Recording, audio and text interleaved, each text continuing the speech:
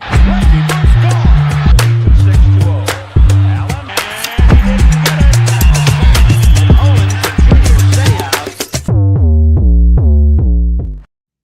Fight on, family. Preston's Paradise here with my boy Paulie Walnuts, man. And we are back.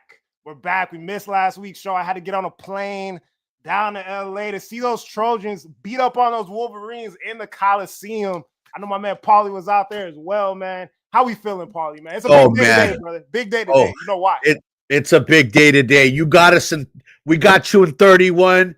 We got you in 97. We knocked those streaks out, and we're about ready to knock. We're going to keep you from putting another streak on us today, folks. We're ready, man. What a great experience last weekend at the Coliseum. That had to be one of the greatest sports experiences of my life, hands down. Got to meet some amazing people, and we got the free towel as well. We're in the air, baby. That starts today. It starts today, man. It starts today. This is a huge game. This is where All-American awards are going to be rewarded if it come through for either side. This is make or break for Notre Dame, and this is huge for us as well. So we'll see how this ends up going, man. It's gonna be. It doesn't matter. One beautiful thing about this rivalry, and this is why I don't ever want to lose it. We could be 1-something right now, or they can be 1-something, and it doesn't matter because they're going to take the gloves off and they're going to go toe to toe until the last man standing. Absolutely. No matter what, man. Like, I will always have hate in my heart for the colors, for the fan base. I really just despise Notre Dame, man. I was there a few years ago. You know, I'm not going to talk about that experience, man. But today, you know, my Trojan army that is in South Bend and that disgusting, you know, city, that area that seems like, you know, it feels like you're in Harry Potter, but like, you know, the worst version of it. Hey, they're going to go in there today, get a victory, man. I'm feeling very hype about this. But let's talk a little bit about, you know, the team bouncing back, man. The team bouncing back last week against Michigan. I'm going to kind of run through a couple things right now and then get your opinion. And then we got a guest coming in, man. We got a guest coming in from, you know, the enemy side, but he's a good guy. My man Paulie checked him off, and I just spoke to him. He seems like he's a handsome young man as well. So we're going to bring this guy out here. We're going to see how he feels about his team coming into this rivalry today. But as we talk about, you know, USC Michigan, man, and just, you know, the bounce back that we saw, the response that we saw last week of, you know, our guys, man, you know, taking on the challenge, man. They were under a lot of scrutiny, under a lot of heat from, you know, not only the national media, you know, college football as a whole, but, you know, people within our own fan base, our own media. We're kind of looking at USC, looking at this team and saying, hey, man, you know, we're not improving. We're stepping back. We're seeing the same things that we've seen in this Lincoln Riley era of not being physical, of not, you know, competing and punching the opponent in the mouth post that Illinois game. And we come out against Michigan, man, and we play Big Ten football. We punch them in the mouth. We hold them 13 points, 109 rushing yards, obviously sack adjusted. But we're just super happy, man, the way Jaden performs, right? 25 for 32, couple touchdowns. Obviously had the interception. And I'll be honest, man, I love what Jaden's doing. I think, you know, his ability to bounce back from throwing those picks, from making those mistakes has been second to none over any other quarterback in the entire country. But in a game like we're going to see today, man, these are mistakes that cannot happen, right? No. Obviously, you know, you had the unfortunate situation of Eli Sanders going down, Wayman Jordan going down with the ankle injury. He had surgery on that last week, and he will be back within the next, I think, 4 to 6 weeks on that. But the emergence, man, and I don't even want to say an emergence because King Miller has been a guy that was running the ball for more yards a clip than any of these backs throughout the entire season. And he has his breakout game, you know, 18 carries, 158 yards. And Brian Jackson pops out. He's in street clothes because he's been, you know, dealing with the injury. He pops out, scores a touchdown. You know, he had 7 yards of carry. And the running backs, the offensive line, man, they just went to work, man. How are you feeling about those two groups, you know, last week against Michigan? Just the way that they responded back with the physicality, the offensive line was able to just really prove to everyone out there that, you know, I told you when I was sitting in the stands there, and I had to do a double take. I actually had to look at the number again because I could not believe Justin did what he was doing on that side, man. I mean, and not only him, but Tobias and Banuelos and all of them, they were playing at an elite level. But Justin, though, I mean, he just like pretty much elevated himself. He looked like an NFL tackle out there, man. I mean, it was a dominant performance, and then the interior guys were just. And let's give some credit to the general coming in, and taking over this team and just really imposing his will out there. But the guys that were able to really, their backs were against the wall. And the funny thing is about our fan base is that everyone said that game was the make or break. Now everybody's saying this game is a make or break. The field goals constantly getting pushed and pushed. So once this game is decided, and if it's in our favor, which I think it's going to be, but once it's decided, let's give these guys a break for 1 week, please. That's all I'm asking for, please. Let's give them their props that they deserve, because and even if they do go out, you know what? I want us to go out without a fight. I mean, I want us to go down with a fight and just go down swinging and being able to really go toe to toe with these guys. They bullied us around a little bit last year, and we still hung with them. You remember Pregnon laying on his back over there like some beached whale over there getting punched in the face and didn't do anything about it? That won't happen this year with the group of guys that we have. It's a completely different culture. It's a different vibe. And you know what? It was on display last Saturday against Michigan, and I was so proud. One of my most proud moments I've ever had in my years of watching USC football. Absolutely, man. The environment was incredible. I hadn't been on campus in 10 years. It was spectacular, man. God, wasn't it? One of my greatest. It's just magical. And I said it would be magical going into it, but it truly was, man. Packed stands, everybody vibing together. It was beautiful, man. Yeah. And you talked about Justin T. We were on the phone yesterday, and I'm watching the game. I get back home. I get on the flight back home. I'm rewatching the game, and you heard so many times from USC fans, from all types of people. Oh, when USC trots out there in pregame, we look so much smaller, so much skinnier than the opposing teams. We're not ready to compete at this level, blah, blah, blah, blah, blah, blah. I'm looking at that game. I'm seeing Justin T, Big Uso. He's towering over every Michigan defensive lineman, bro. I'm out there, I'm flexing. I'm like, yo, my man Justin T out here, like, we are ready, bro. You were ready.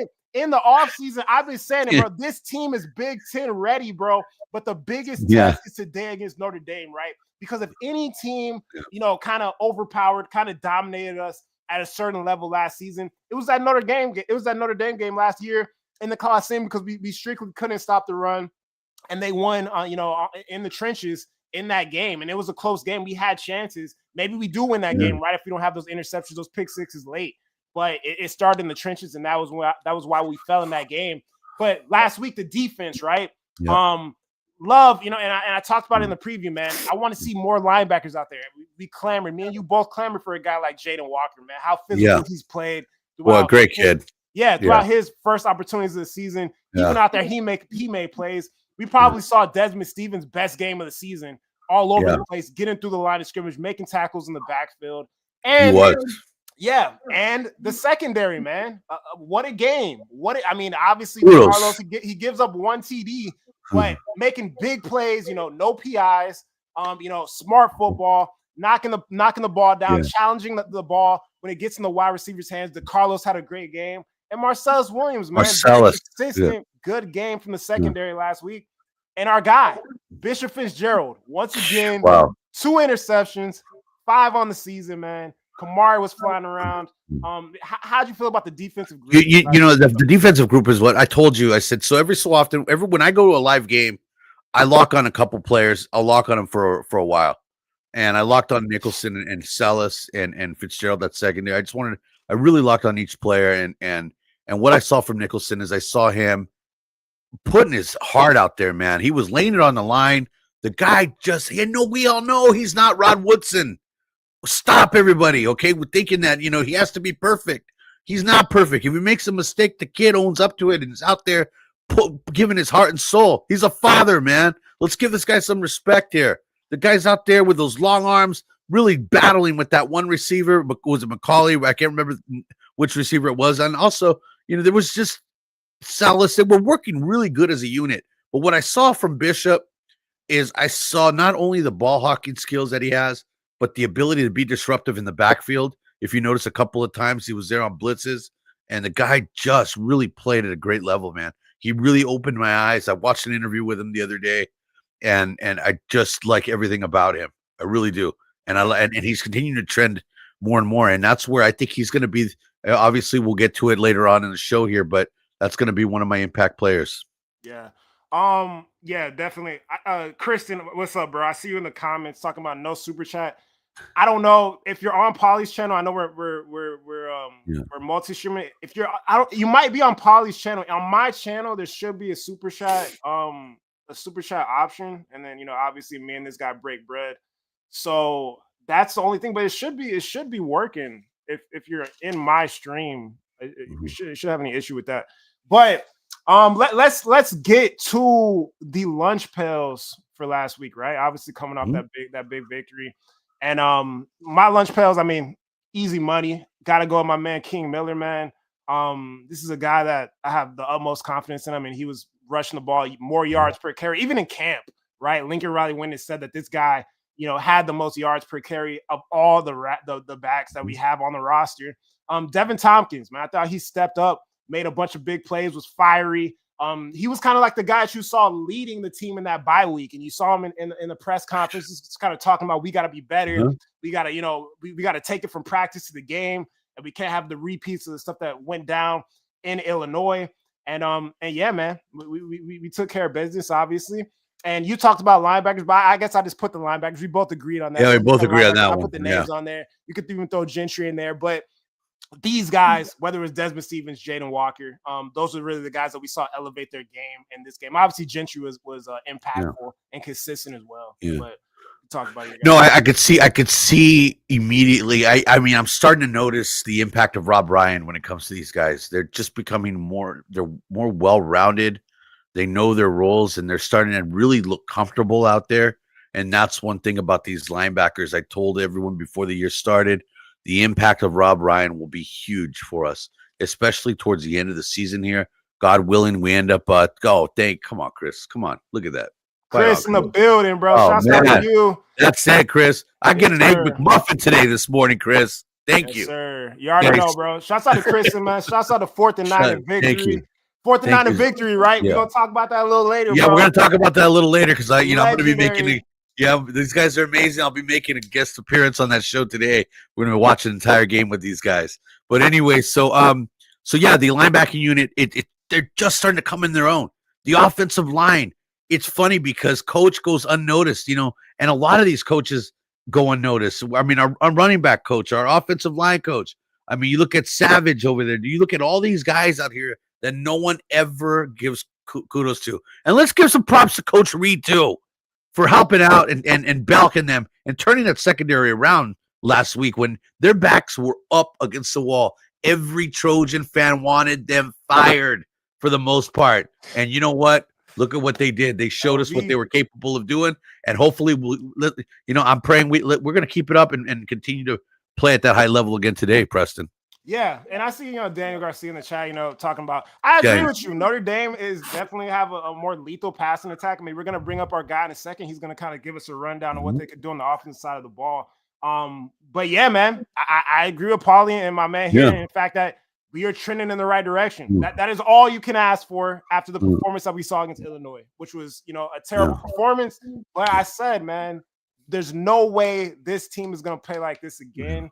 And we've continued to trend upward. The DBs seem to be, playing with better technique, making plays on the ball. Love to see it, man. Hopefully that continues today.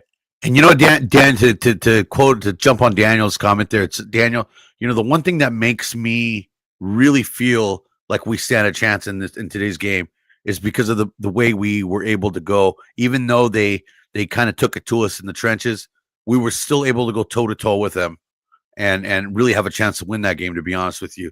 Jaden passed for 300-something yards, and then we just were able to kind of put points up, and we were able to hang with him. And I honestly think last season's team was a little stronger than this season, to be honest with you. Yeah, no doubt. Notre Dame, but we'll find out. Yeah, we'll talk to our boy here in a second.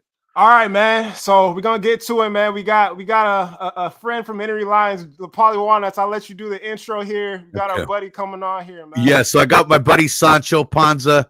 I've known him for years. He's been a Notre Dame fan for 40-something plus years. And the guy is, when it comes to Notre Dame football, not just Notre Dame football, he knows, we talk USC football all the time. Great guy. And this is Mike. I think I don't know if your mic is muted. Yeah, he's muted. Yeah, right there. So, there you go, Sancho. Can you hear me? Yeah, we can hear you, Sancho. So anyway, this guy's amazing. Look out for Sancho's going to be having some content out here soon. We've been talking about getting him a golf show, and also he's going to be working with me on some baseball content that we got coming out. And yes, Chris, we'll talk about the Padres for you as well. So Sancho, really quickly getting into it. Obviously, you've met Preston already. We want to talk about today's game. And what are your thoughts when it comes to Notre Dame and USC, how they match up? Is it going to be something equivalent to last year where we're going to go toe-to-toe, bomb for bomb, or is it going to be more of a defensive type of effort? I think this game is going to look different than last year in the sense that Notre Dame's strength has always been in the trenches. And without their starting center this week, without their starting defensive tackle this week, Notre Dame is really going to have to drive the ball and maintain those drives. They're struggling in short yardage this year, which is not something we typically see from a Notre Dame team. When you're 50% on third and fourth downs with less than a yard to go, that is a drive stopper, and that is just not something we typically see from a Notre Dame team. So I think in terms of comparison to last year, I think this game is going to be a bit more of a grind. And Notre Dame's going to have to make USC grind. They're going to have to shut down Lemon. They're going to have to – the secondary, the last time they saw anything this good was against Texas A&M, and we don't have to talk about how that game ended. We know that Texas A&M was able to move the ball on them without an issue. And so, covering Lemon is going to be the key to this. But if Notre Dame can force USC to limit the big plays and force them to grind, because USC is also struggling in the red zone. 55% conversion rate in the red zone, a touchdown conversion rate inside the 20 on the road for USC this year. That's a marker for Notre Dame that they're going to have to make them earn those yards and earn those drives. Yeah, you got it, dude. And then another thing too. I just wanted to add in there, as far as Freeman goes and his development of quarterbacks, especially, these transfers he had Riley Leonard last year, and everybody's talking about Carr being the next one. Where do you see? Well, is it going to be really a big difference than what we saw last year with Riley Leonard, or was Riley a little bit more polished than Carr? What do you think on that? I think where the progression of Riley Leonard compared to the progression of Carr has been a little bit different. Riley Leonard came in polished. And so I think those struggles that Notre Dame had early in the year were very dependent on CJ Carr coming into the program. The two losses Notre Dame does have were minus what Miami did last night. Cristobal went Cristobal last night. But after what Miami has done and Texas A&M, those are part of the schedule, but those against good teams. Now they're seeing the schedule kind of ease up a little bit. The NC State, we've gotten into some softer part of the schedule. Carr is showing what he can do, but I also think this is going to be this is Notre Dame's first big test since Texas A&M. Yeah. Mm-hmm. If I can sneak something into you. Yeah, you go right ahead. Definitely talked about Makai Lemon. Now we hear Marcus Freeman kind of come out and say there's a possibility that Moore may go ahead and shadow Lemon, and because we obviously know Moore is more of an outside cornerback, not really a guy that's played in the slot at the cornerback position. Is that something that you see actually happening today, or do you think he may remain outside, maybe match up with a guy like a Jacoby Lane or one of our other receivers? I know Marcus Freeman had spoken on that specifically earlier this week, and one of the things he said was, while that's a possibility, putting Moore on Lemon specifically, it sounds reasonable, but it does open up other USC targets because it changes the dynamic of the secondary. And so changing your entire secondary, game plan, everything for one game, while doable, is it going to open up if that is done, what's going to happen with Jacoby Lane, McCray, those other guys that are still game? I mean, Lemon is the dominant force. Let's be honest. It's USC. They have wide receivers. You have an athletic tight end. You have a good running back. Shifting everything to stop one person. I don't know if that's a long-term solution to a game plan. Absolutely. Yeah, and then also too, just on a lighter note, Ron. I just for the USC fans out there, just to kind of give them a little something. And all your years of watching Notre Dame football, if you had to smack two Notre Dame players around, which two Notre Dame players would they be? The two most annoying players in the history of Notre Dame football. I'm going Jimmy Clausen and Ron Paulus. Who are you going? Jimmy Clausen had his moments. Brady Quinn had his moments. And if I could slap I forgot about him. Charlie Weiss. Charlie Weiss, man. Let's be honest. That entire Belichick coaching tree is not exactly sprouting like the Shanahan one. So, the Charlie Weiss folks, I'm not a big fan of. But player-wise, yeah, Jimmy Clausen had his moments. So you've been to Notre Dame before. You've experienced a game there, and you've been there, and so how big of I mean, I don't know what the weather report is. I didn't check it this morning, but they said there was a chance of rain maybe. But all in all, though, I mean, do you really think the impact is going to be as much as people are making it out to be? I mean, what are we? 10-point underdogs now? I think it is. It just keeps going up and up, and I don't know why it keeps rising like that. But do you really think that it's going to play such a huge role in today's game?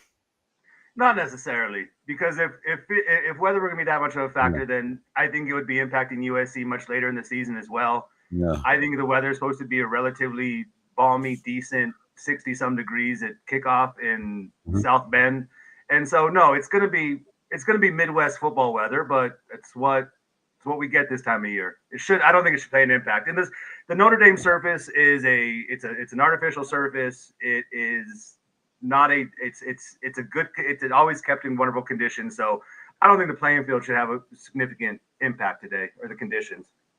Yeah, if you notice here, Ron, I got my Rudy Rudiger, anti-Rudy Rudiger jacket I've been wearing here, so hopefully it'll bring me some good luck. And I know it's funny because I took some heat from Preston here because I had Rudy as one of my favorite sports movies, and I told him the only reason I even like the movie is when Coach says, "If you had half the hottest Rudiger, you would have been All-American." That's the only part I like.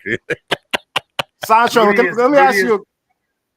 No, you can go ahead. Real quick, Rudy is one of the greatest frauds ever portrayed on the Cinematic America, because that whole scene where they go in and throw their jerseys on his desk was never happened, and two, I was a huge fan of that head coach.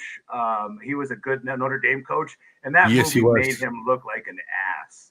Yeah, they did. And then really quickly, Preston, I think that was the year, the Rudiger year, Preston, was the year where Joe Montana lit us up. But then they came out with Digger Phelps, the basketball coach, was probably one of the biggest idiots out there trying to rile the team up, calling us spoiled children, everything. And then they rolled out the Trojan horse out of the tunnel. I think that was the year. Then that was it, man. And then they beat us they just destroyed us, dude, that game. But that was also the first green jersey game. Yeah, definitely. Yeah, so anyway, Preston, sorry to jump in. Go ahead, man. Yeah, no, just another question about one of your guys here. Tuli Alamaka, right? This was a guy on the defensive side of the ball that I saw, make a bunch of plays when you guys were on the playoff run last season. When I kind of was doing my research, it seems like he had only played in 3 games. Is he out? His production hasn't been as high as I saw last season. Is he hurt or something like that? What's the deal with him? Honestly, Preston, that is a good question. I am not sure on his status.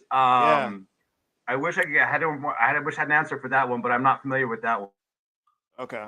No. He froze up on it. Oh, there he is. Yeah, Ron. It's just I look at this defensive line. I mean, Sancho, but I look at the defensive line in the trenches, and that the player that you guys lost. How big of an impact is that in today's game? That's going to be huge. Marcus Freeman, that would be Gabe. Oh God, I had his name written down. Rubio. Yeah, Gabe Rubio. Sorry, defensive tackle is out, and so in that case, unlike unlike having a specific person to come in and fill that gap, Marcus Freeman's plan with that is to just increase the frequency of the defensive tackle rotations. And so getting the fresh bodies in and out is going to be the key to that. However, losing his impact as a senior, losing his impact and experience, and then he's also just, again, that senior leadership locker room guy. So while his presence on the sideline is obviously beneficial, his presence on the field is going to be felt. And so shutting down, clogging up the middle and shutting that down is going to be a task that the rest of the defensive line is going to have to embrace. Okay. Mm-hmm. All right. Do you think that the defense last season was slightly better than what you guys are doing on the defensive side of the ball this season? Or how do you feel that last year's defense kind of stacks up to this year's defense? I think last year was the stronger defense. Again, I think that the dominance up front, the physical nature up front is different, and then the coverage just is not the same. Again, with what with what Texas A&M was able to do to this secondary, the fact that Devontae Smith, Carson Hobbs, Dallas Gordon have all had time so far this year at that nickel cornerback position, and have had success when against, again, the NC States and folks, but this is going to be the test. And so, yeah, I think that secondary is going to be the question. Yeah, because they did lose Watts, right? Xavier Watts last year, and he was probably, that was their one NFL type prospect they had back there, their toughest guy. But yeah, I'm curious to see how it matches up. The way I see this, and then we'll let you get on your way here, Ron. But the way I see this playing out, and because I'm not trying to be the biggest homer of all time, but I just think these games, you never know, they're so unpredictable. But in my mind, and what I hope that's going to fall into place is that I hope Jaden has his All-American moment where he comes out and plays a great game. We go up by a touchdown and a field goal, and we have Notre Dame playing from behind. That's what I'm hoping the way the game goes. Now, you know, to your point, it could go the other way, grinding it. And you know what? I'm okay with that. With King Miller, the kid that we have, he's him and Brian Jackson, the running backs that we have. I think we're okay with a grinded out type of battle as well. I don't know what you think about that, Preston. Yeah.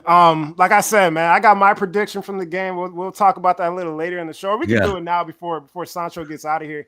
But it's a 7-point game for me. This is not going to be an easy game. It's going to be a test for both teams.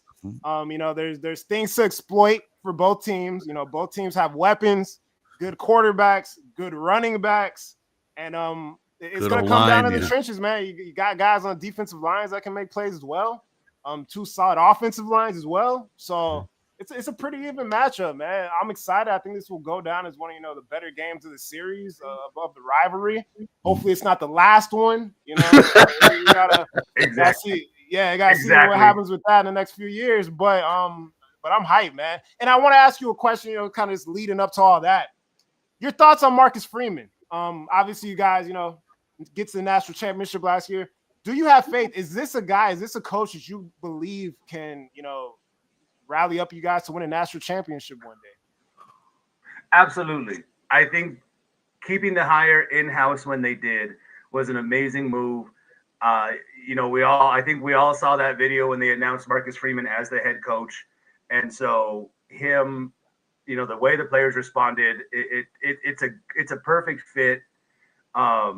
I heard him recently. He was on Dan Patrick earlier this week, and him talking about how he brought his wife there when he got the job as the defensive coordinator. Most beautiful campus I've ever seen. He was talking about still getting out and walking the campus and still being blown away that he is the head coach at Notre Dame. Now, I know they all have to say that on a certain level, but I truly believe that he is the right guy for Notre Dame, and I believe that he is the one that can lead them, and more importantly, lead them through the transition. Because I don't think Notre Dame is going to look the same in 5 years. I think college football is going to look different. And while Notre Dame has always been heavily focused on their independence and what that allows them to do on a national level, at some point, college football is going to become bigger than that. And I think Notre Dame is going to have to join, whether it's a conference or a league or something. But I think Marcus Freeman is not only the right person to lead the team, but lead them through that transition.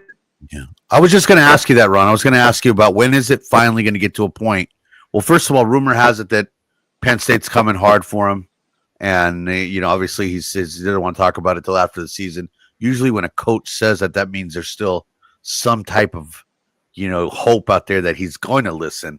But Penn State definitely might come hard, and I'm hoping they do because I don't want to lose Danton Lynn. Anyway, our defensive coordinator. But anyway, but I think he's a great coach, solid coach.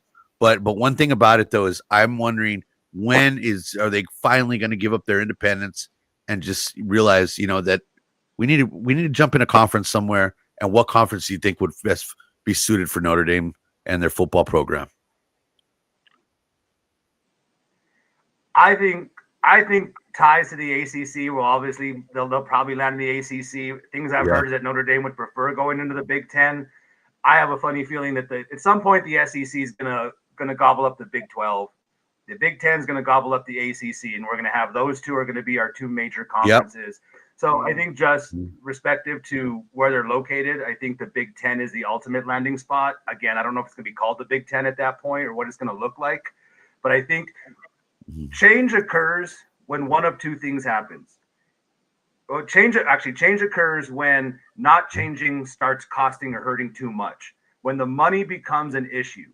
When Notre Dame, because under the current format, Notre Dame can't host a home playoff game. They will never be able to host a home playoff game as long as they're an independent, which means they will always having to be play in that first round game. They will never get a bye. And so because of that, and then when the money gets to a point where, hey, we can make more money doing this, what have we seen in college football? At this point, money is the driving factor. Yeah, we've talked about this before, Preston, where I always feel it's going to be two mega conferences. Eventually it'll be the SEC and then whatever the Big Ten becomes, and then we'll kind of go from there. But anyway, do you have any other questions for Sancho? Nah, man, I got nothing else to say. Anybody in the chat have anything they want to say to our fellow friend here from the other side? Yeah, no, we got people trying to make comments. You guys have to say. Give me some feedback. Super Max in the chat. Fight on. Oh, look at that. Fight on. But you know what, Ron? Okay, one last question, a funny one.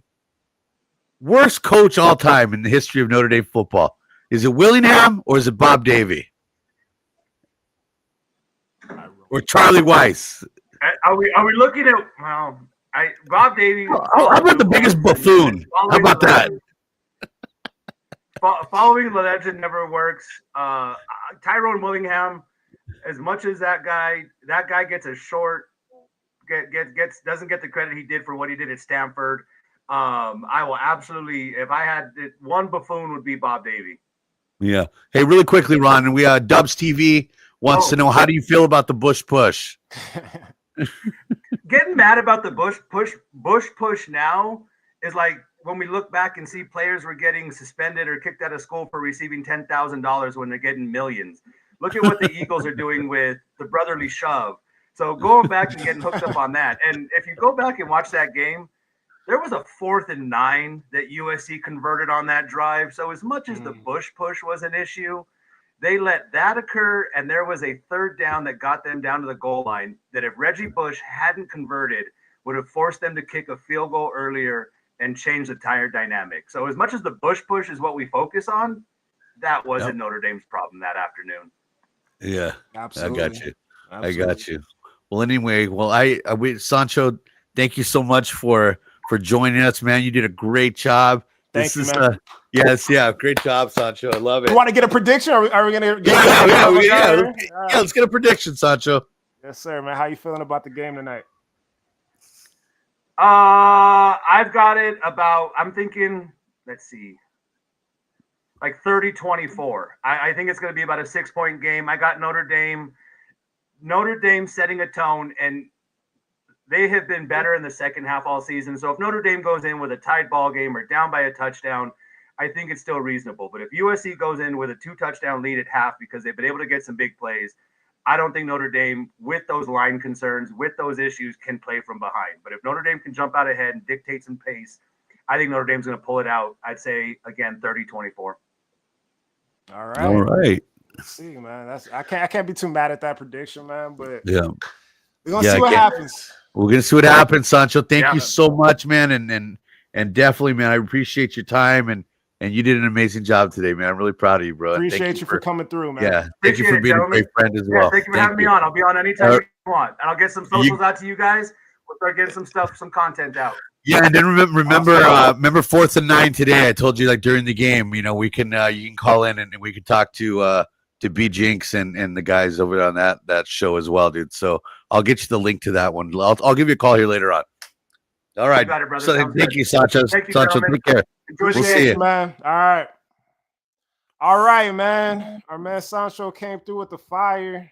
You know what I'm saying? That was good to discuss. Let's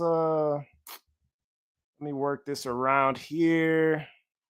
My man Walnuts up here. Shouts out to Dwayne, man. Thanks for reposting. Oh, Dwayne, thank you. Fight on, Dwayne. My guy. My boy Raul's out there. Media, boy Raul's beat the Irish. Super Max 1, 2, 3, 4. I fight on. Good to see you on here. Yes, sir. What is Duff saying? Would you take the ball or defer to the second half if you win or lose a toss? Good question. I don't know if that was for Sancho, but how do you feel about this, man? Because like the ability to start fast that's the fight for me. Do you want it? I'll say it today, man. I mean, we're leading up to this game. I don't think any defense in the country is going to be able to stop us on the offensive side of the ball, man. And I have nothing but faith in our O-line and this offense, man. If you got the ability to start fast, then I say we get it going, baby, because I got faith in the defense too. I honestly, I like it when we set the tone and we come out and we put that pressure on them immediately. Because it just goes to show them, even if we strike it down and even get a field goal out of it, the point is we show them that we can move the ball on them without hesitation, and that's what I want. Yeah. And we talked about the game. You know, we're kind of get into some more fun topics having to do with USC and Notre Dame here.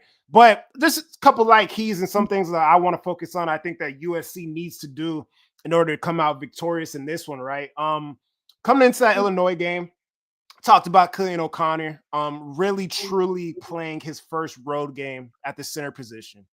And I thought he did a great job, obviously, until he went out with the injury, which was super unfortunate. Mm-hmm. But, the fact that a guy like John Ray Reed was able to step in that game on the road and, had about one, mistake that, everybody kind of harped on. But nonetheless, performed pretty well, had a good center to quarterback exchange, blocked, looked excellent last week, as well as the entire offensive line unit in that Michigan game.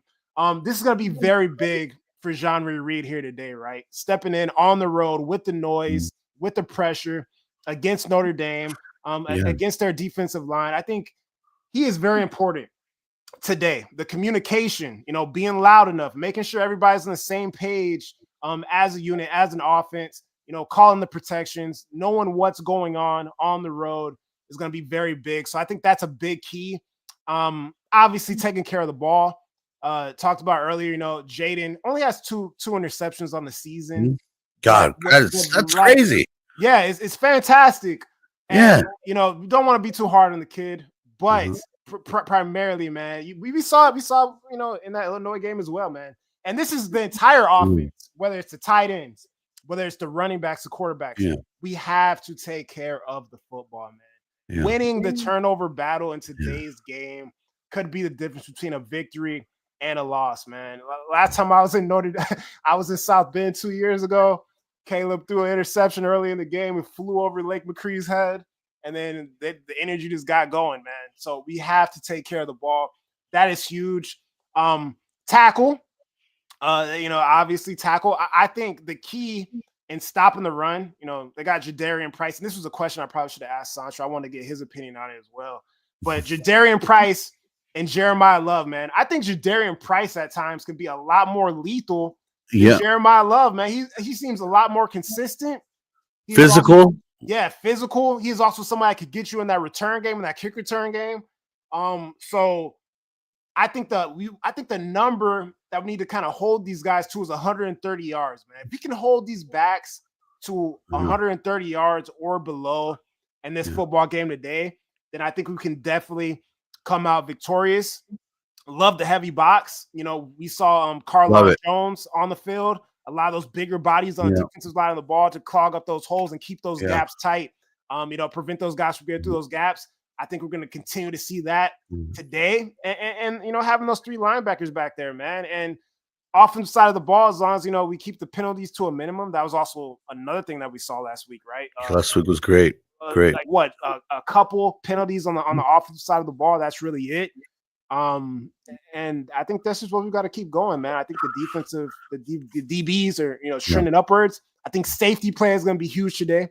With Kamari and Bishop kind of flying around back there, making plays and kind of giving our corners, some support, dealing with a talented wide receiver group. And, wide receivers, tight ends, running backs, quarterbacks, just be you, man. Nobody's been able to stop you all game. Be you and keep it going, man.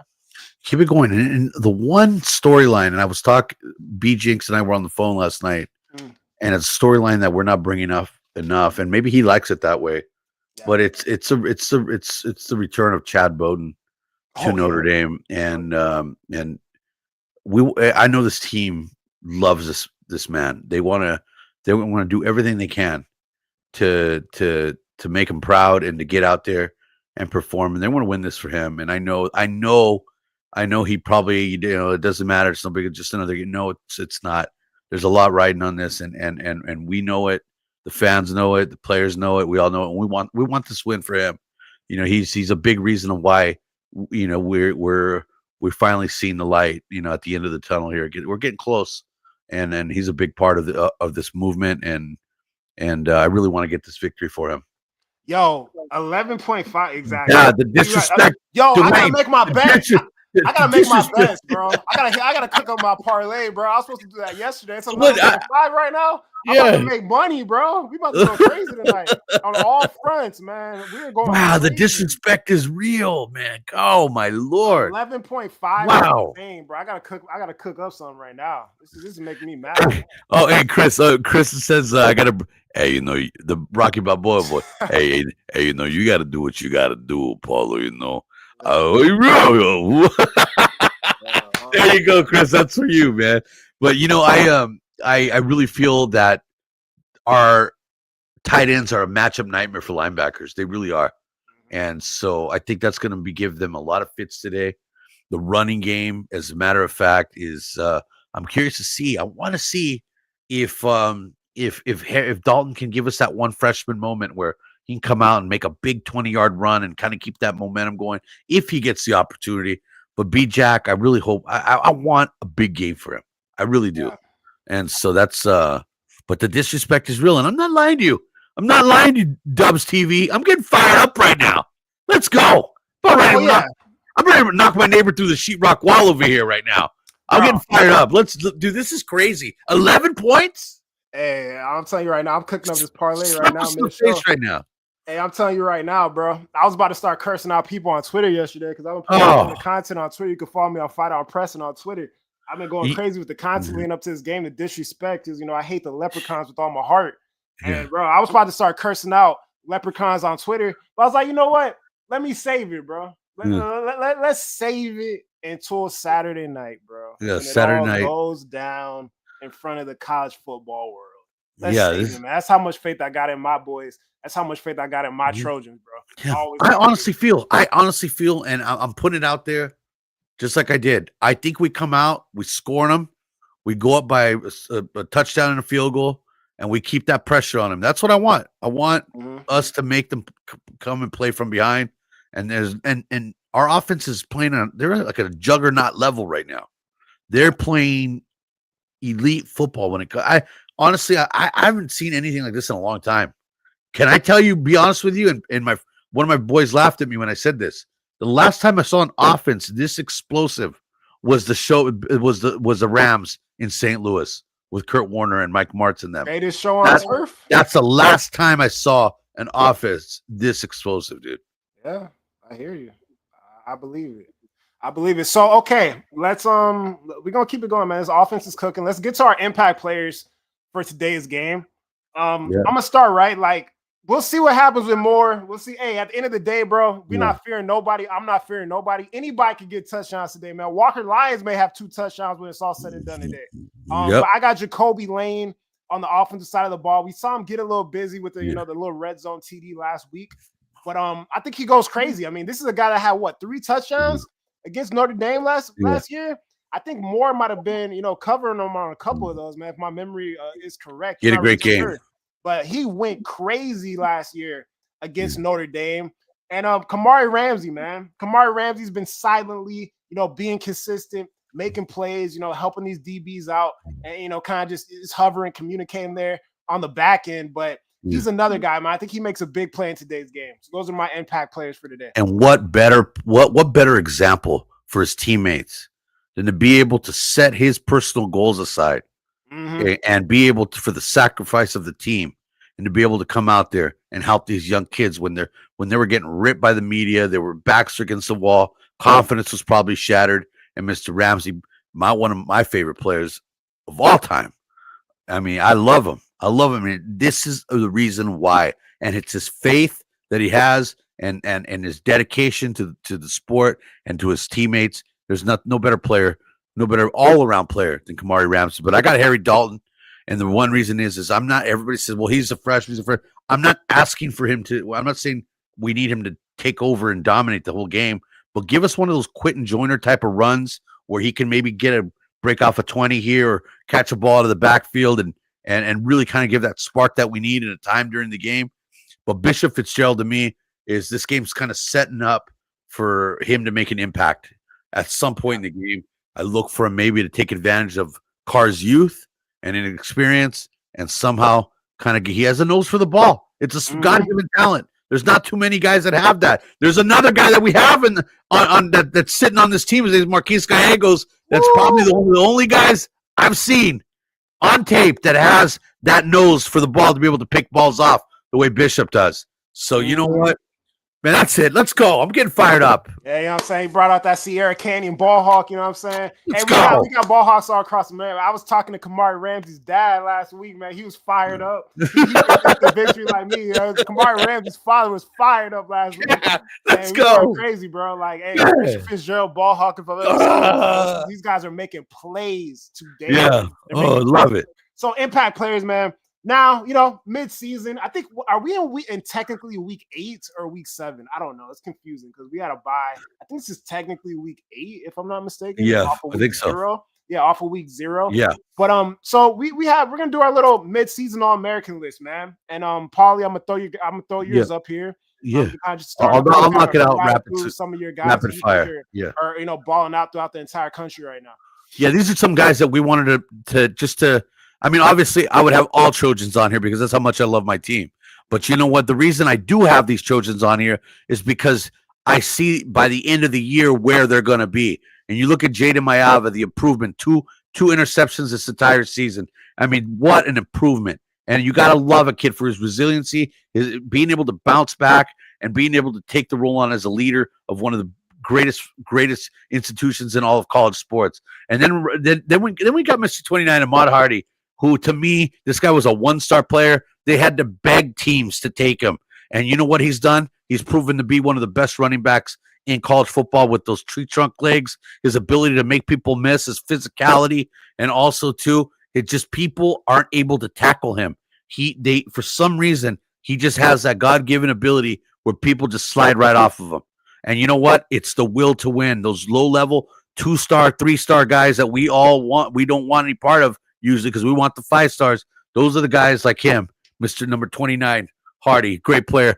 Mekhi Lemon, the one, I mean, let's just say the best receiver in college football. I don't even say anymore. You guys know it. Yeah, and then by the end of the season, mark my words, I slowly am seeing the emergence of Mr. Walker Lyons, folks. This guy is starting to just elevate his game more and more each game. You're seeing him make those big catches, those beautiful hands, that beautiful route running. He does need to improve in his blocking, but let me tell you what, the kid is just all in when it comes to being part of this Trojan team. Mr. Devin Tompkins, another example of a guy that no one believed in, a guy that people just had tossed around. He's too small. Look at him, man. He looks like me with my shirt off, man. Look at how amazing he looks.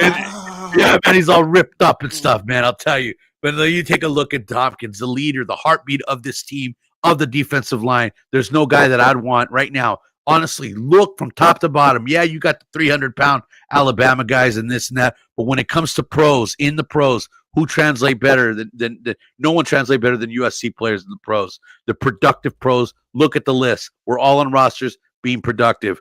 Defensive end, Ruben Bain. I wasn't, they kind of, Louisville kind of took him out of the game last week. I wanted to go Shelby, but I thought Preston was going to pick Shelby, to be honest with you. And linebacker, we all know Gentry's the greatest. Gentry's probably one of the most rare breed, greatest, probably since I've seen, since probably Lawrence Taylor, when it comes to God-given ability. I'm not saying he's Lawrence Taylor. I'm saying his God-given ability to be able to do everything. That's like Lawrence. Lawrence could have been a tight end. He was that great. Lawrence, honestly, was one of the first defensive players to ever win MVP. He was that great. Just the ability to knock balls down, catch them, everything. So Gentry's there. But Aiden Fisher, folks, take a look at what this kid's doing at Indiana. He's leading this team. He's shutting down these big-time programs just with his fire, his ferocity. There's probably one of the best, right behind Gentry as the best linebacker there. And then our safety, obviously, we got Fitz, man. That's what you'd be able to believe in America. Take notice, because Fitz is one of the most versatile guys out there. He's in the pass rush. He's ball hawking balls out of the air. And then our last guy is Chris Johnson from San Diego State. That's right. San Diego State players do translate to the NFL, and this kid's one of them. He's about close to 6 foot. He's a really tough kid. Had to make his way all the way to where he's at right now, and look for him to be playing on Sundays. He's a great kid, and he's a California boy. Let's go ahead and root for these California boys, man. And there you go. Boom! Boom! Polys and mid-season All-Americans, man. And hey, man, I'm gonna get into mine, man. Let's go. There's a couple of people I died on this list, man. I'm gonna start my man Fernando Mendoza, right? Hey, I was an Indiana doubter, man. People told me, "Oh, this team's gonna beat Oregon. This team's gonna beat Penn State." They still got Penn State to go, but let's be honest, Penn State's looking pretty spooky right now. Lost their head coach, starting quarterback's injured. But Fernando Mendoza, man, 1,400 yards, 17 touchdowns, 2 interceptions on the season. Gets that big signature win last week at Oregon. At my running back spot, I'm not gonna mention this man's name, obviously for various reasons, bro. But your eyes. I'm not gonna speak on that. Not today. Can't speak on it today. At the wide receiver position, Makai Lemon, bro. Clearly the number 1 wide receiver in the country. It's not even close. Talked about in the offseason how this guy was gonna take another jump, bro. And he has just made me look like a genius, right? Been balling out, 682 yards, 6 touchdowns, 15.5 yards per reception, man. Going to work. At the tight end spot, I got Kenyon Sadiq, right? 17 receptions, 3 touchdowns, 13 yards per reception, man. Just kind of a crazy weapon at the tight end position. He obviously plays for a program that I absolutely despise as well, but I'll give him a little bit of love today at the tight end spot. At the defensive tackle spot, I got Peter Woods, man.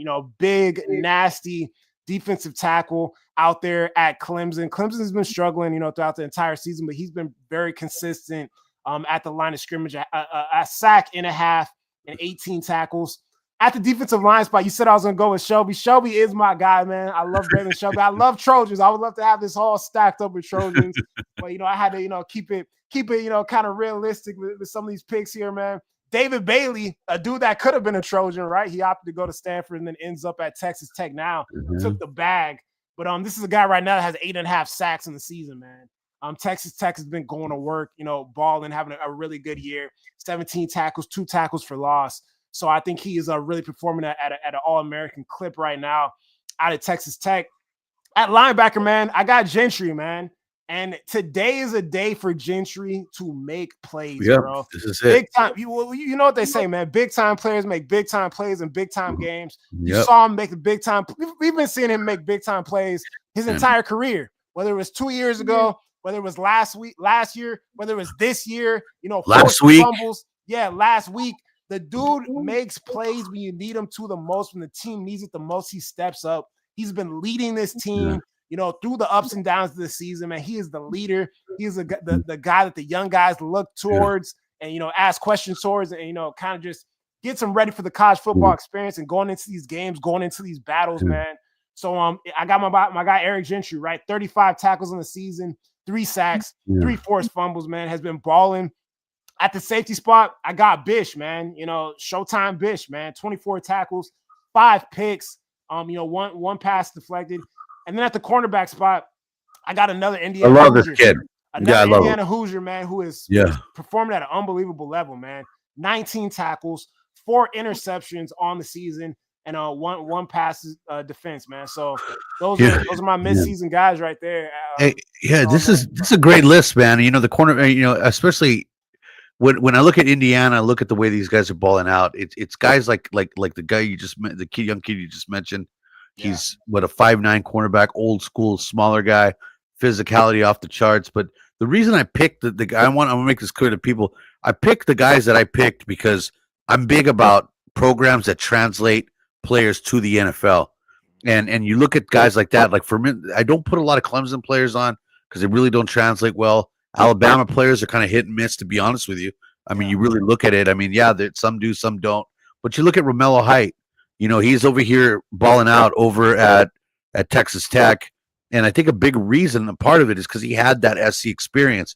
But he knew, his playing time was going to be cut into, and he had to go, basically, right? Is that how it went with Romello? But you know what? I look at these guys that you got, man, and they're solid. Gentry, this is his time. Guys like him and Lemon, I really want them to have that one moment, man. This program deserves it. These players deserve it. The coach deserves it. The coaching staff, the fan, all of us. I want to be able to experience that with these guys. They're such great players and loyal players. Absolutely, man. That's why fandom is so great, man. It's the ups and downs, man. It's proving people wrong. It's just putting yourself out there, man. Putting everything on the line for what the unknown at times, man. But you have to have faith. You have to see the progression. You have to see the trajectory, the improvements that a team is making, a coaching staff is making. And hey, man, we're a few hours away, bro. But I think today it's really going down. It's going down. To get back to USC. Notre Dame stuff, man. We're kind of just compiled some of our favorite moments in the rivalry, and I'll start off here, man. I got my favorite moments. I had to kind of combine a couple things. I am a little younger. I started watching this rivalry, and I was like 10 years old. I was like damn near 10 years old, 12 years old in 2005 when the Bush Push went down. I love number 3, man. That's good. Yeah, Bush Push for me, and I combined Bush Push and 4th and 9. Obviously, same game. But Bush Push, man, is just obviously that's a top moment for me, man. I can go through it every time, bro. Them growing out the grass. I remember their whole team. They had Samardzija over there.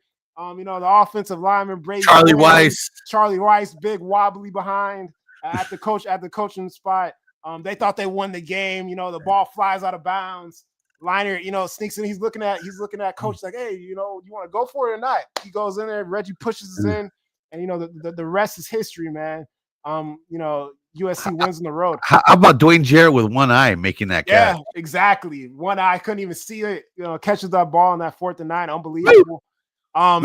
Number 2 spot, man. I got Kush with the onside return. Just the way that went down and the way Kush was running. And how he jumped and fell into the end zone. And everybody was kind of holding him when he was in the end zone. I just always loved that. Dory Jackson, man, with the hat trick in that game. That 97-yard kick return where he's jumping over the Notre Dame player that tries to go for his legs, jumps over, gets in the end zone. And then number 4, man, Caleb Williams in 2022. Yeah, in 2022, that 2nd and 13 play, man, where he was diving around, making guys miss. Sliding at the end and picking up the first down, man. Those are my 4 USC moments right there. So, Paulie, let me get to your stuff here. Yeah, I just want to make it very clear. I wasn't around when in 1931. Okay, so yeah, I mean, I know I look old, but I think my body looks like Devin Tompkins. To be honest with you, look at this, man. Anyway, so Frank Jordan's game-winning 37-yard field goal. There was hardly any time left. The Trojans come out for 5 consecutive plays to get them in field goal position to win that game and snap that winning streak. Ron Paulus, Mr. 3 Heisman's they were predicted to win 3 Heismans. The guy didn't win 1. But you know what? He was kind of a pompous, kind of a pretentious, kind of like a pretentious prick, bro. He was awful, man. The guy was a punk. And then have that batted down. And for us to be able to take that game, that was a huge moment for us. It also stopped another streak. And 1931 game, which is the one that catapulted us into, it was the first time no one took us, this ragtag Motley Crue group of players from the West Coast, serious. They thought we were nuts. we weren't even comparable to them in the Midwest and some places in the East when it came to football. So you know what? We went to South Bend, and in 1931, this was the game that catapulted us into national prominence, and it was history from there, because you know what? That just made us who we are, man. We went and showed the world that what California football is all about. No doubt, no doubt. So let's get to some of our favorite individual performances, man. Mine, a couple of mine. Actually, I'll let you kind of hand this off, and then I'll go secondly here. Okay, yeah. Obviously 2002 Carson Palmer. The stats. I mean, this is I've never been a stat guy. I go more by emotion and impact in the game. But I mean, Carson, what he did was it's phenomenal, man. And then the Juice. I don't care what people say about the Juice, man.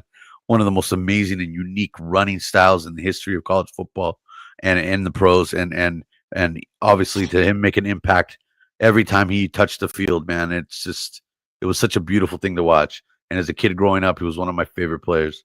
And that's right. That's it. Now that ages me. I was old, dude. I was old when I was watching those Avis rent-a-car commercials with Juice. Hey, man.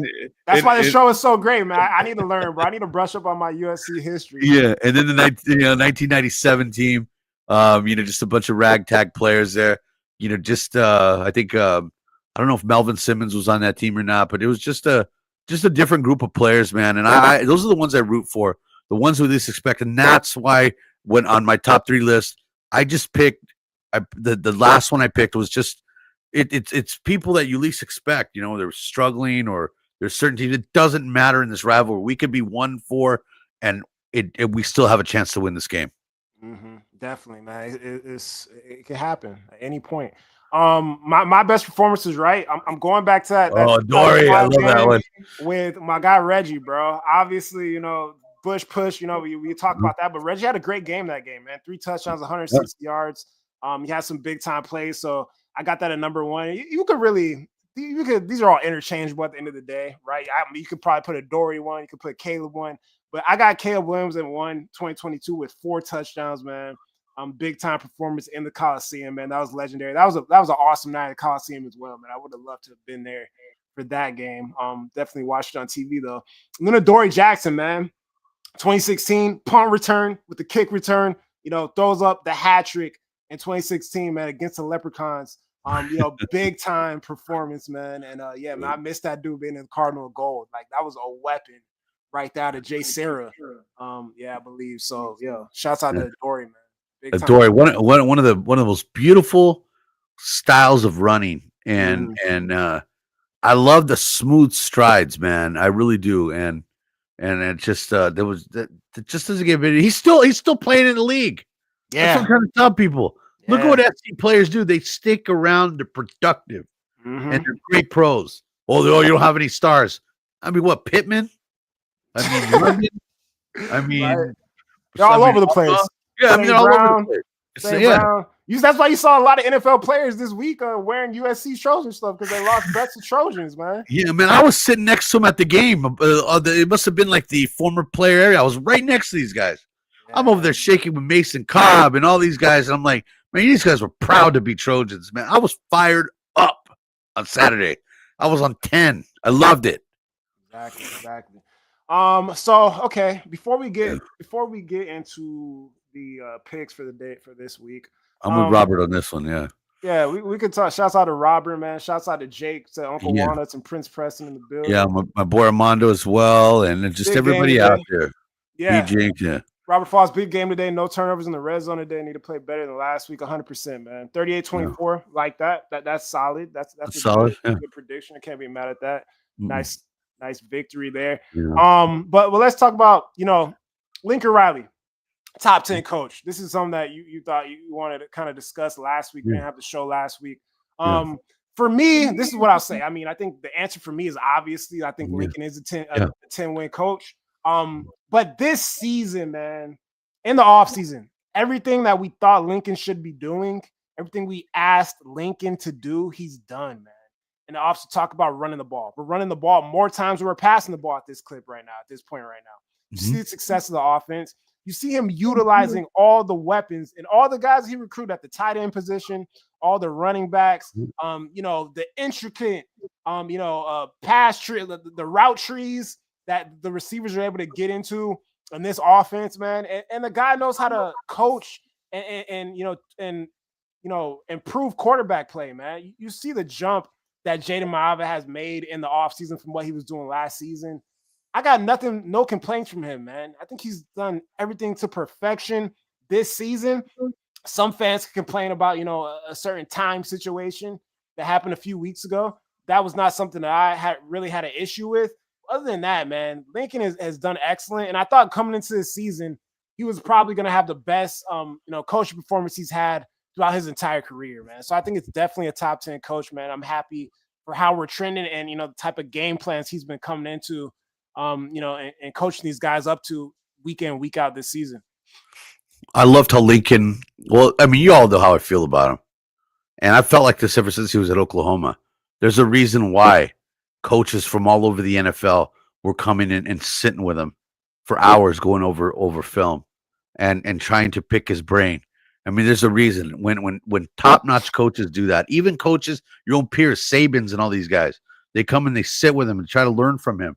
I mean, that right there should tell you enough of who this man is. But what I've seen is just not the X's and O's side of it, which is absolutely beautiful. It's a really beautiful thing to watch.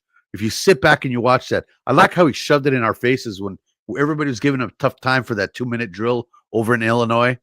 And the same play before halftime where he tossed it over to Mekhi Lemon. Kristen and I noticed that, and B Jinx, and we were talking about it, and sure enough, he ran that same drill that he marched it right down the field. Same exact play to Mekhi to go into halftime with the lead, with a nice cushy lead like that. I mean, you got to really, really take your hat off to him. And then just the balance of what he's been able to do with the running, the wide receivers seem to be on point right now, and we're okay. When guys are ready to step up, they'll step up. The amount of practice and the learning that they're providing for, like a Tanook Hines and getting these guys involved, these young guys. I'm telling you now, this 2026 class, these freshmen are going to be different. These young kids are going to be different. College football players, they're all reclassifying and coming in early now. This is no more sitting around anymore. You got to play and be able to adapt immediately. And what better guy, man? He's putting on a clinic when it comes to putting these young guys out there and putting them in certain situations and having faith in them. I just love him, man. And more so what he does outside of coaching. I mean, just being able to be an example out in the community, and our players are never in trouble. Mm-hmm. I mean, as you never hear them causing any issues academically. The guys are, like, honestly good community guys. Look at what Beavers does out there. That guy should be humanitarian of the year in the country. He's such a great kid. And so enough of this. We need killers. We need killers. Well, you know what, man? I'm riding with this team that we got, and thank you, Coach, for putting us in it, for evolving and showing us, man, what you're capable of doing. Because I believe in you, man. I really do, and I'm riding with Coach to the end. I really am. Absolutely, man. I'm in for the long haul. It's year 4, and hey, right now we're looking pretty good, man. I got this looking all right. A 10-win team, man. I think we're improving. We're trending upward, and I think today is definitely going down. So as we get to the picks here, man, I got to update that. I wasn't able to update that thing on the bottom, but these are the current standings because we didn't do it last week. So these are the current standings right now.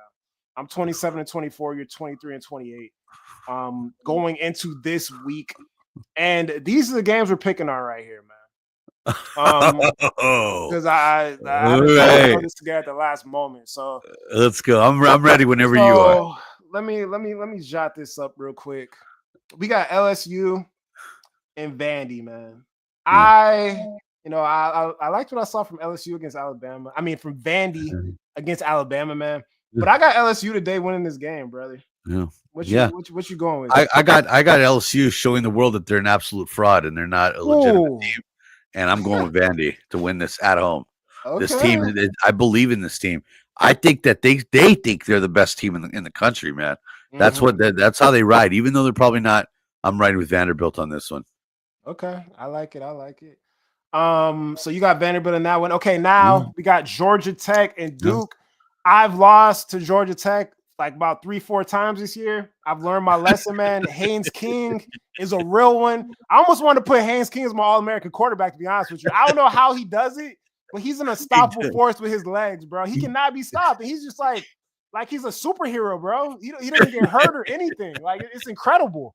So I got Georgia Tech and Haynes King being Duke. I know a lot of people think it's my I've been picking Georgia Tech all year long, and they haven't let me down, man. And they just, I hope they enjoy their coach because he's pretty much gone after this year. This guy's ending up in Penn State next year. Yeah. I'm telling you, difference maker everywhere he's been. I mean, he just knows how to turn these programs around. And what better way? Like I said, the last time Georgia Tech's been relevant was when Bobby Hamilton was at quarterback there. So they're definitely my pick on that one there. Yeah. All right. So Washington, Michigan. I thought about this for a little bit, man, but I think Michigan's gonna kind of bounce back. They are at home. I think if this game was in Washington, I would probably lean that way. But I'm going to go with the Wolverines, kind of bouncing back after the beatdown to the USC Trojans from last week. I think they bounced back. Everybody calling them soft. Y'all got beat up by the boys out west, the surfer boys. So they're probably dealing with a lot right now. Their coach is putting on work shirts, talking about ready to get back to work and whatnot. And his seat is kind of heating up as well. Shout out to my man, Sharon Moore. Sharon Moore, man. Yeah. Sharon Moore. That's what happens when you come and you open your mouth, dude, over here. That's what I'm saying. Hey, the Michigan fans in the stands saw you get your ass beat. So telephone tough guy over here. He's Sharon. Let me tell you one thing. I hope all you Michigan fans that were sitting around me listen, man, and you spread the word like I asked you. I specifically asked Michigan fans, make sure you let the Big Ten know that there's no soft football out here in California. And so, but to their credit, such amazing fans. The fans I sat around, great guys, all shook hands after the game, like we people should be. You be classy about it in winning and in defeat. And you know what great way to go out like that, man. We all shook hands. Even a couple guys, we even gave each other hugs, man. It was like a really, really, really great experience. So I'm going with Michigan. Nice. Utah, BYU. This is kind of a weird game. And I hate to pick this team because they've brought me so much misery, but I like Utah in this one on the road. I think they have a little bit more speed, more team speed, more talent. I'm on the offensive side of the ball, so I'm picking the Utes over these Cougars. It's gonna be a really, they're two boring teams to watch, and and it's just like this is the one right here where I'll probably be drooling on my shirt or something, man, for watching this one here. But I'm going with BYU. Just because Kalani Sitake to me is one of the really just great and unappreciated coaches out there. So I'm going BYU. All right, Tennessee, Bama. Tennessee. I've been talking about. I really like the quarterback over there. Like those wide receivers as well. So I'm Rocky Top today, man, over Bama, man. I think Bama might burn after this one right now, but I got Rocky Top on the road. Against Alabama today, brother. You know what? You know what? I know everybody's everybody. Oh, look, I'm sorry. I just read that Hutchinson lost a bet to Amra and had to wear a SC shirt. I saw that. That's but anyways, but really quickly, I think even though people say Alabama's unbeatable at home, I think Tennessee and Josh Heupel are going to put together a really great game plan, and I'm going with Tennessee. Okay. Probably going Tennessee, man. You surprised me on that one. Yeah, just because I don't know, Heupel just pulls one out of his rear end once in a while, just like he did when he won the national championship with Oklahoma that one year. No doubt. Our boy Jamie, man, he be traveling around the world to see these shows. He's gonna be out in South Bend. Yo, good luck to you, bro. Good luck, Jamie. I think we're gonna be all right, man. I don't think it's gonna be like the last time I was in South Bend, man. I hate that place, brother. But I think we're gonna come out of there happy today. It's kind of dumb, right? I mean, it's just weird. It's in the middle of nowhere, bro. It's kind of like Happy Valley, right? Just like out in the middle of nowhere. 2.5 hours to the woods to go to some fake Harry Potter land to watch football. But whatever. USC Notre Dame, man. Let's just get to the predictions, man. I really got us popping out fast. I got faith in the defense, man. I think we're going to get some turnovers. I think we win the turnover battle today. I think we're able to run the ball at a pretty successful clip. I'm not saying we're going to run for 300 plus yards, but I think we get close to the 200-yard mark, and I think Jaden takes care of the ball. I think I like our wide receivers a lot more than I like their wide receivers, and I definitely am taking our wide receivers over their DBs and their secondary, man. I got USC coming out winning this game today, 34-27 on the road in South Bend. I think we have the lead going into the fourth quarter, man. Our defense, makes a stop, man, and we're able to, kind of finish the game nailing the football and victory formation, man. So that's what I got going on today for USC Notre Dame, man. What's your prediction? Wait, I'm just cracking up at this one guy over here in the chat over here saying, "Oh, Beto, we don't." Hey, Beto, bro, we know you're a UCLA fan, you're a Notre Dame fan, you're not a USC fan, brother. Like, and if you feel offensive, you can unsubscribe from my channel, bro. Like, take that negativity somewhere else, brother. Like, I'm really tired of seeing your comments, bro. I don't even know who that is. Dude. I don't. You're not a USC fan in my eyes, bro. So you want to talk about Notre Dame? You think we're gonna lose the game? You were the same person that said Michigan was gonna run for 270 plus yards on us last week, and you were completely wrong. So I'm happy that you keep saying that we're gonna get beat by Notre Dame, bro. Keep saying it because you're completely wrong last week. So that's all I gotta say, bro. Let's continue. Yeah, enough of that, man. I'm not even gonna acknowledge that, bro. But yeah, because let's see. So I'm going SC. I'm going SC. I think we win by a touchdown and a field goal. And so you can whatever score it is. I can't tell you. I don't know. I'm not good at that. But one thing I can tell you is I think we're probably going to shock people a little bit with our ability to play balanced football. So I'm going with SC by a touchdown and a field goal. So definitely. And Oklahoma, South Carolina, man, you know where I'm going with this one. Oklahoma, Mateer's not back if I'm not mistaken. But at the end of the day, brother, like I got USC, bro. I got not USC. I got South Carolina. I don't even know why I say USC. I apologize to everybody in the chat for that. But I got South Carolina winning that game against Oklahoma. It's on the road. The Norris Sellers, man, shouts out to him. And I got him going to work in this one, bro. I really think this is the return of Lenore Sellers, man. You know, there's a lot riding on this for this program in particular. And I know OU is just not there. I've never been a believer in John Mateer. I've never been a believer in Venables. and just that program is really not where everybody thinks it is. I mean, yeah, they've had a really brutal schedule. They played some tough teams, but I'm going with South Carolina. Yeah, for sure. Feeling good, baby. What we got here? We got Dubs TV saying 31-27. Got it. That looks nice, man. We spinning the block, bro. Yes, sir. We definitely spinning the block since 2023, bro. We definitely back, ready to go. Shouts out to y'all, man. Brother Dave in the chat says 35-14 USC. Woo!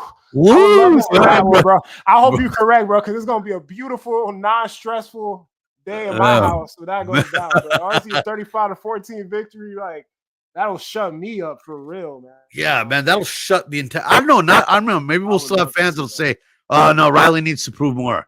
No, you already know. It's already it's gonna be people in the chat like my man Beto, bro. That you know, no matter what happens, they gonna have something negative to say, man. No, that's how it rocks, bro. But let's get us going. Let me bring us back in here. And yeah, you already know what we're gonna do, man. Little tradition, man, because we're going to war, brother.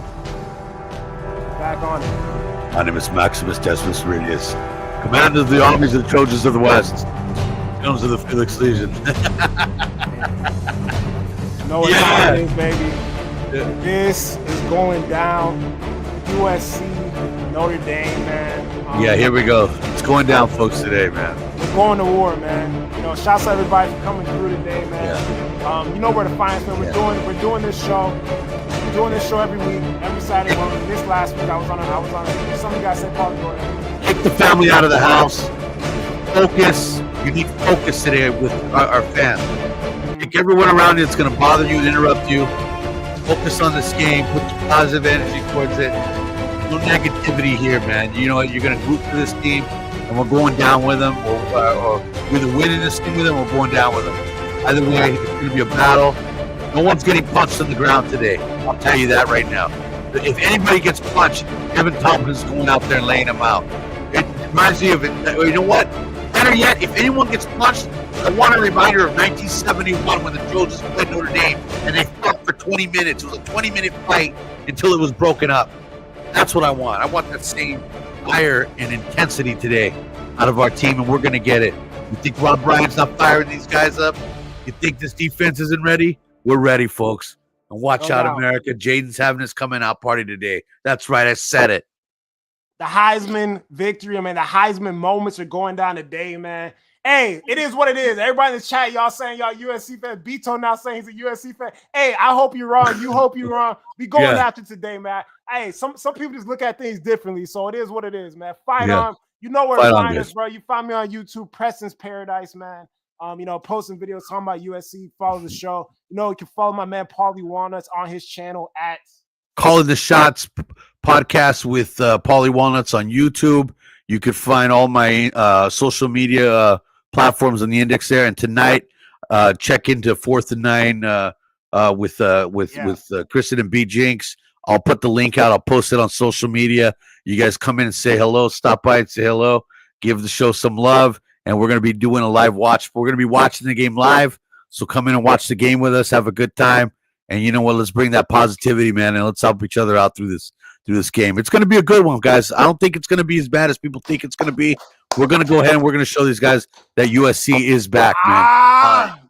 You already know, baby. Hey, fight on, everybody, man. Have a good day. Let's get this victory, man. Let's get it. Let's get it. Beat the Irish, man. Let's go.